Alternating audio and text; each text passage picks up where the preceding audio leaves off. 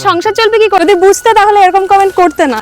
তো বন্ধুরা এই যে দেখো আমাদের ভেড়িতে কলমি শাক হয়েছে, এরকম আরো কয়েকটা তুলবো, তারপরে এগুলো ভাজা করে খেতে হবে। বাবা এই যে এতক্ষণ টেনে টেনে আনছিল, এবার আমি টেনে আনছি, কারণ ওই জলের মধ্যে গিয়ে জেঠুর পক্ষে আনা সম্ভব না। তাড়াতাড়ি টানিয়ে তুলে ধপাধপ বাড়ি চল। তো একজন কমেন্ট করেছিলে যে এই যে জালগুলো দেওয়া হয়েছে আমাদের ভেড়ির ওপরে পাখিদের থেকে মাছেদেরকে বাঁচানোর জন্য, তো একজন বলেছিলে যে এই জালগুলো তুলে দাও যাতে পাখিরাও একটু মাছ খেতে পারে। তো তাদেরকে আমি বলতে চাই যে আমরা কি এই মাছের চাষ করছি পাখিদের খাওয়ার জন্য? এই মাছটাকে আমরা বিক্রি করে কিছু লাভ হবে তার জন্যই তো আমরা মাছের চাষ করি, নাহলে আমাদের সংসার চলবে কি করে যদি সব মাছ আমরা পাখিদের দিয়ে খাইয়ে দিই? তোমরা যারা এই কমেন্টগুলো করো তারা আসলে এই ব্যাপারগুলো বোঝোই না যে কতটা কষ্ট করে একটা মাছের চাষ বা যে কোনো ফসল ফলাতে হয়, সেই জন্যই এরকম কমেন্টগুলো করো।